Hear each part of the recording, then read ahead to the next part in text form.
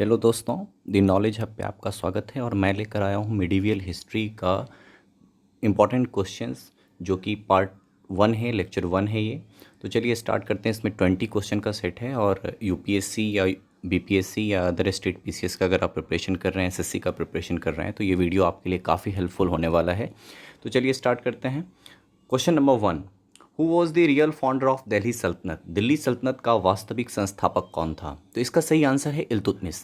देखिए, दिल्ली सल्तनत का अगर संस्थापक पूछे तो 1206 में गुलाम वंश की स्थापना के साथ कुतुबुद्दीन ऐबक ने दिल्ली सल्तनत की शुरुआत कर दी थी। लेकिन चूंकि दिल्ली राजधानी जो है लाहौर से स्थानांतरित किया था इल्तुतमिश ने, इसीलिए इल्तुतमिश को कहा जाता है दिल्ली सल्तनत का वास्तविक संस्थापक।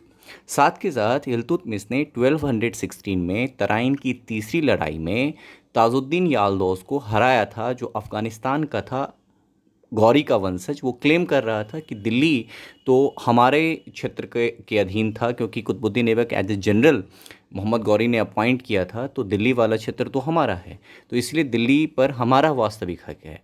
तो उसी को इल्तुतमिश ने तराइन की तीसरी लड़ाई में हरा के और फिर जाकर दिल्ली सल्तनत की नींव रखी वास्तविक रूप से।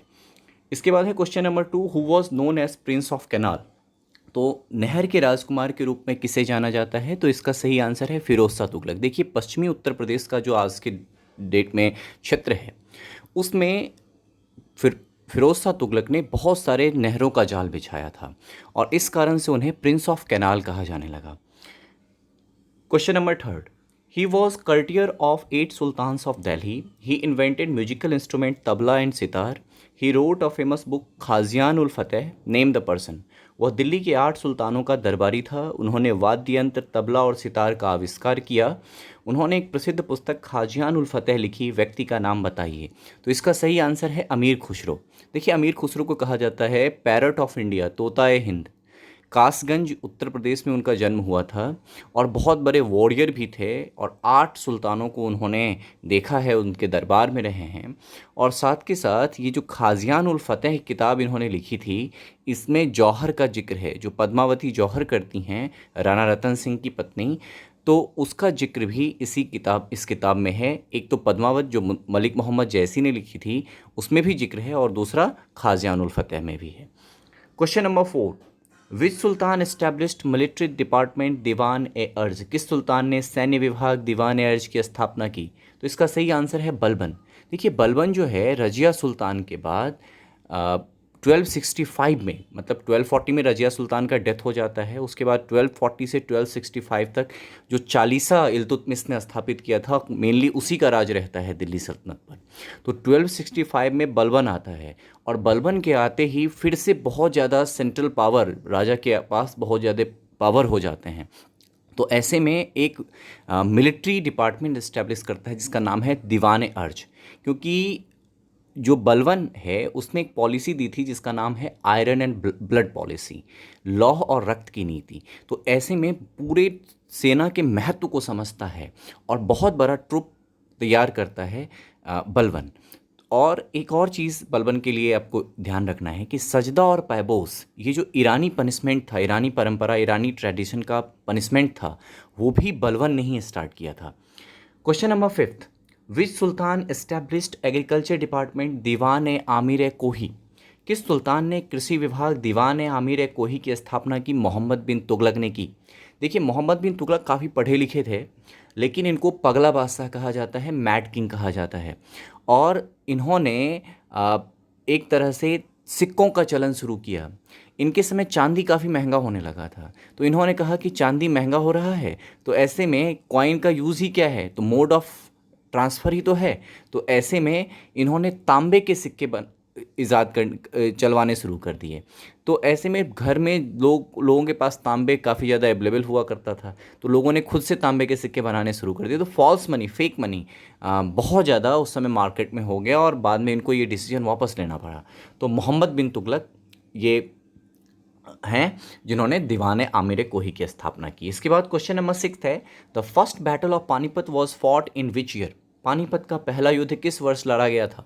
तो इसका सही आंसर है 1526। देखिए, ये बेसिकली इब्राहिम लोदी को सत्ता से हटाने के लिए राणा सांगा और जो इब्राहिम लोदी के चचेरे भाई हैं, दिलावर खान हैं, उनके चाचा हैं आलम खान हैं, ये सब लोग मिलकर एक साजिश रचते हैं और फर्ग्यूसन जो कि बाबर जहाँ पर बहुत ज़्यादा फेमस हुआ था तोप से लड़ाई करने के लिए, तो बाबर को ये लोग बुलाते हैं कि आप आओ और हमें जो है इब्राहिम लोदी से निजात दिलाओ। तो बाबर तोप और बारूद के साथ पहली बार भारत में युद्ध करता है। तो पहला युद्ध यही है, पानीपत का जो फर्स्ट बैटल ऑफ पानीपत है, वही इंडिया में पहला बैटल है जिसमें तोप और बारूद का प्रयोग किया गया था, टैंक एंड गन पाउडर का प्रयोग किया गया था। और वो प्रयोग करने वाला कौन था? तो बाबर। तो बाबर ने इब्राहिम लोदी को हराया। और जैसा कि ये लोग प्लान कर रहे थे कि बाबर वापस फिर चला जाएगा, तो ऐसा नहीं हुआ। बाबर ने यहीं पर मुगल साम्राज्य की नींव रख दी। Question number 7, who was the founder of Lodi dynasty of Delhi सल्तनत? दिल्ली सल्तनत के लोधी राजवंश के संस्थापक कौन थे? तो इसका सही आंसर है बहलोल लोधी। बहलोल लोधी ने दिल्ली सल्तनत में इसको इस्टेब्लिश किया था करीब 1451 के आसपास। 1451 के आसपास इन्होंने लोधी वंश बनाया है। तो लोधी में 3 ही आपको ध्यान रखना है, बहलोल लोधी के बाद सिकंदर लोधी जिन्होंने आगरा शहर की स्थापना की, और अभी जिनका जिक्र मैंने किया इससे पहले इब्राहिम लोधी। तो बहलोल लोधी, सिकंदर लोधी और इब्राहिम लोधी। इसके बाद है question number 8, which Sultan issued various ordinances for social reform in medieval India? किस सुल्तान ने मध्यकालीन भारत में सामाजिक सुधार के लिए विभिन्न अध्यादेश जारी किए? तो इसका सही आंसर है अलाउद्दीन खिलजी। देखिए, अलाउद्दीन खिलजी 1296 से लेकर 1316 तक 20 ईयर्स का उनका राज है, और इसमें उन्होंने बहुत सारे काम किए हैं। पूरे एक तरह से कहा यह जाता है कि he was the first all India medieval ruler, मतलब कि भारत में, मध्यकालीन भारत में संपूर्ण भारत पर राज करने वाला पहला और एकमात्र शासक है अलाउद्दीन खिलजी, क्योंकि दक्षिण में रामेश्वरम तक इनका साम्राज्य था। और मालिक काफूर जो इनके बहुत अच्छे जनरल थे, उन्होंने पूरा दक्षिण विजय करके इनको दिया है। और इन्होंने ऑर्डिनेंसेस बहुत सारे जारी किए हैं, और उस ऑर्डिनेंसेस में जैसे एक दो मैं बताता हूँ कि शराबबंदी मतलब एक तरह से कही कि उस टाइम में भी इन्होंने ऑर्डिनेंस ये जारी किया था कि कोई भी व्यक्ति शराब नहीं पिएगा, ठीक है। तो और साथ के साथ इन्होंने जो है खुद को कहा कि विश्व विजेता मैं बनना चाहता हूँ, और इनको रोका है इनके मंत्री ने, और इन्होंने अपने सिक्के पर लिखवाया, सिकंदर का नाम लिखवाया, ठीक है। तो ये चीज़ इसमें कि मैं आज के दौर का सिकंदर हूँ, तो ये इन्होंने अपने सिक्के पर लिखवाया था, ठीक है। तो इसके बाद question number 9, who was known as Lakh Baksh? Lakh Baksh के नाम से किसे जाना जाता है? तो इसका सही आंसर है कुतुबुद्दीन ऐबक। देखिए, कुतुबुद्दीन ऐबक जब कभी भी प्रसन्न होता था किसी से भी, तो उसको लाख स्वर्ण मुद्राएं या लाख वैल्यू की स्वर्ण मुद्राएं उनको उपहार में दिया करता था। यहीं से इनका नाम हो गया लाख बख्श, ठीक है। और कुतुबुद्दीन ऐबक गुलाम वंश के संस्थापक, दिल्ली सल्तनत के संस्थापक, ये भी कुतुबुद्दीन ऐबक हैं। मोहम्मद गौरी के जनरल 1194 से ही भारत पर राज करने लगते हैं। 1194 से 1206 तक as a general of Mohammad Ghori, और 1206 में स्वतंत्र राजा के रूप में भारत पर राज करते हैं। इसके बाद है the territory of which sultan was limited from Delhi to Palam? किस सुल्तान का क्षेत्र दिल्ली से पालम तक सीमित था? तो इसका सही आंसर है नसीरुद्दीन मोहम्मद तुगलक। देखिए, तुगलक वंश जो है फिरोज शाह तुगलक के बाद बहुत ज़्यादा पतन की ओर चला गया। तो ऐसे में नसीरुद्दीन मोहम्मद तुगलक के बारे में ये कहा जाता है कि इस सुल्तान का साम्राज्य दिल्ली से पालम तक ही सीमित, मतलब केवल नाम के ये सुल्तान रह गए थे, बाकी इनके हाथ से पूरी की पूरी टेरिटरी चली गई थी। हु कंस्ट्रक्टेड पुराना किला एट दिल्ली? दिल्ली में पुराना किला किसने बनवाया था? तो देखिए, शेरशाह सूरी। देखिए, 1540 में शेरशाह सूरी जो है दिल्ली पर राज करने लग जाता है हुमायूं को हरा के, और उसके बाद 1540 से 1555 तक सूरी वंश का शासन रहता है वहाँ पर, और महज 5 वर्षों के लिए 1540 से 45 तक शेरशाह सूरी रहते हैं। शेरशाह सूरी ने बहुत सारे कंस्ट्रक्शंस करवाए हैं। तो इसमें जैसे पुराना किला दिल्ली में है, या GT road, grand trunk road, जो पेशावर से लेकर करीब करीब ढाका तक जाता था, और आज के भी डेट में दिल्ली से कोलकाता जो NH2 है, वो जो है जीटी रोड का ही पार्ट है, और NH1 जो है दिल्ली से अमृतसर, ये भी जीटी रोड का ही पार्ट है। तो पुराना किला बनवाया था, और इनफैक्ट सासाराम में इन्होंने अपना मकबरा भी बनवा लिया था। तो शेरशाह सूरी का मकबरा खुद शेरशाह सूरी ने ही बनवाया है। इसके बाद है question number 12, battle of Kannauj was fought in 1540, the battle was fought between. तो ये वही लड़ाई है जो कि हुमायूं को दिल्ली से बेदखल करती है। तो कन्नौज की लड़ाई 1540 में लड़ी गई थी। यह लड़ाई किसके बीच लड़ी गई थी? तो हुमायूं और शेरशाह सूरी। देखिए 1539 में चौसा की लड़ाई हुई है। चौसा की लड़ाई में भी हराया है किसने? शेरशाह सूरी ने हुमायूं को। लेकिन उस समय मीर बख्श नाम के व्यक्ति हैं जो बचा लेते हैं हुमायूं को, और फिर से एक साल बाद कन्नौज में शेरशाह सूरी ने हुमायूं को हराया है और फिर हुमायूं को भारत छोड़ना पड़ा है। ठीक है, इसके बाद है question number 13। Akbar constructed Ibadat Khana at Fatehpur Sikri in which year? Akbar ने फतेहपुर सिकरी में इबादत खाना का निर्माण किस वर्ष किया था? देखिए अब इबादत खाना वैसा प्लेस होता था जहाँ पर सभी धर्म के धर्मगुरुओं को बुलाया जाता था, और फिर हर धर्म के धर्मगुरुओं से यह कहा जाता था कि जो भी आपके धर्म में अच्छी बातें हैं उसको बाकी के धर्म के लोगों के साथ भी शेयर कीजिए, और ताकि दूसरे लोग भी इसको अपने धर्म में लागू करवाएं। तो 1575-76 में फतेहपुर सिकरी में इन्होंने ये कंस्ट्रक्ट करवाया था। फतेहपुर सिकरी, पूरा का पूरा फतेहपुर सिकरी जो है वर्ल्ड हेरिटेज साइट के अंतर्गत आता है। ठीक है, विश्व धरोहर स्थल या विश्व सांस्कृतिक धरोहर के रूप में यूनेस्को द्वारा रिकॉग्नाइज्ड किया हुआ है। और यहाँ पर बुलंद दरवाज़ा भी गुजरात विजय के पश्चात बनवाया था अकबर ने। ठीक है, क्वेश्चन नंबर 14। हु कंस्ट्रक्टेड जंजीर अदल और न्याय की जंजीर एट आगरा फोर्ट? आगरा किले में जंजीर अदल या न्याय की जंजीर का निर्माण किसने किया था? तो इसका सही आंसर है जहांगीर। देखिए जहांगीर को न्यायप्रिय राजा कहा जाता है, most justiciable king of Mughal empire. तो ऐसे में इन्होंने कहा था कि कोई भी फरियादी अगर रात के 2 बजे भी वो घंटा बजा देता था तो जहांगीर उसकी फरियाद सुनने के लिए तैयार रहते थे। ठीक है, और आगरा फोर्ट का अगर निर्माण आपसे पूछे तो अकबर है, और उसमें जंजीर अदल बनवाने का काम जहांगीर ने किया है। Question number 15। Who constructed Moti Masjid eight Agra? Agra में मोती मस्जिद का निर्माण किसने करवाया था? तो शाहजहां। देखिए शाहजहां के टाइम को कहा जाता है golden rule of Mughal empire, क्योंकि इनके समय में आर्किटेक्चर का बहुत ज़्यादा विस्तार हुआ है। आगरा में ताजमहल या मोती मस्जिद, इसके साथ साथ दिल्ली में जामा मस्जिद, लाल किला, ये सब उनके उदाहरण हैं शाहजहां के। एक सिटी ही बसा दिया था दिल्ली के पास, Shahjahanpur.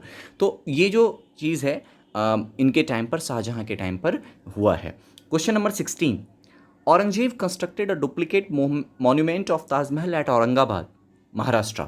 Name the monument. Aurangzeb ने महाराष्ट्र के औरंगाबाद में ताजमहल का एक नकली स्मारक बनवाया, स्मारक का नाम बताइए। तो इसका सही आंसर है बीवी का मकबरा। ये हूबहू ताजमहल की तरह इन्होंने बनवाने की कोशिश की है, और औरंगजेब ने ऐसा किया है। औरंगजेब के लिए केवल आपसे कंस्ट्रक्शन में केवल इतना ही पूछता है, बाकी औरंगजेब से रिलेटेड बहुत सारे लड़ाई हैं जो वो भाइयों के साथ लड़ते हैं। उनको जिंदा पीर कहा जाता है, लिविंग सेंट कहा जाता है, उनको आलमगीर कहा जाता है। आलमगीर का मतलब होता है वर्ल्ड विक्टर, विश्व विजेता। तो क्वेश्चन नंबर 17।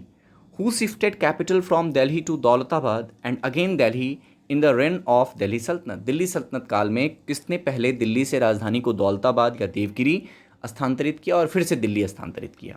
तो ये है व्यक्ति मोहम्मद बिन तुगलक।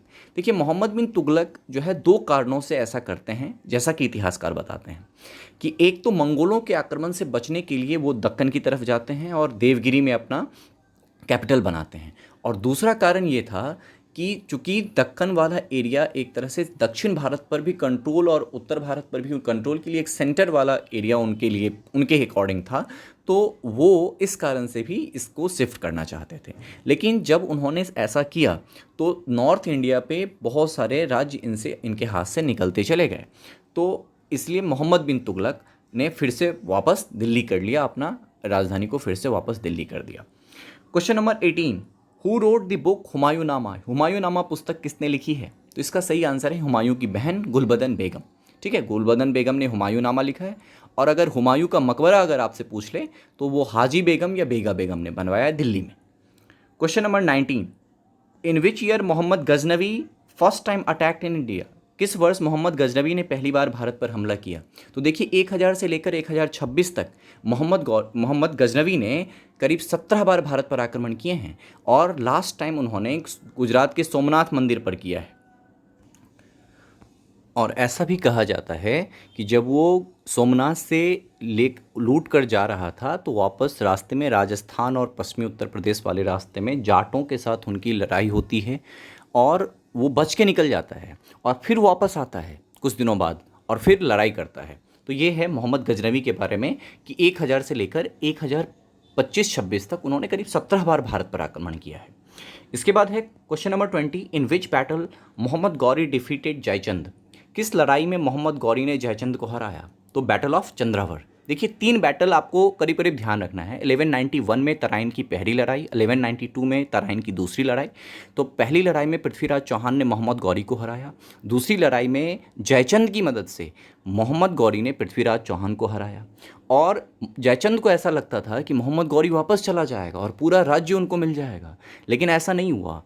2 साल बाद 1194 में बैटल ऑफ चंद्रावर में, चंद्रावर की लड़ाई में मोहम्मद गौरी ने जयचंद को भी हरा दिया और उसे मार दिया। और उसके बाद फिर मोहम्मद गौरी ने कुतुबुद्दीन ऐबक को अपना जनरल अपॉइंट किया भारत वाले क्षेत्र में। तो ये थी बात मोहम्मद गौरी से रिलेटेड। तो और जयचंद कहाँ का राजा था? तो जयचंद राजा था कन्नौज का। जयचंद था कन्नौज का राजा। तो इसके साथ ही ये मिडीवल इंडिया का जो पहला लेक्चर है जिसमें मैंने 20 इंपॉर्टेंट क्वेश्चंस डिस्कस किए, और इसी के साथ मैं नेक्स्ट वीडियोस भी लाता रहूँगा मिडीवल इंडिया के ऊपर। आप प्लीज़ मेरे चैनल को लाइक कीजिए, सब्सक्राइब कीजिए, शेयर कीजिए। Thank you so much.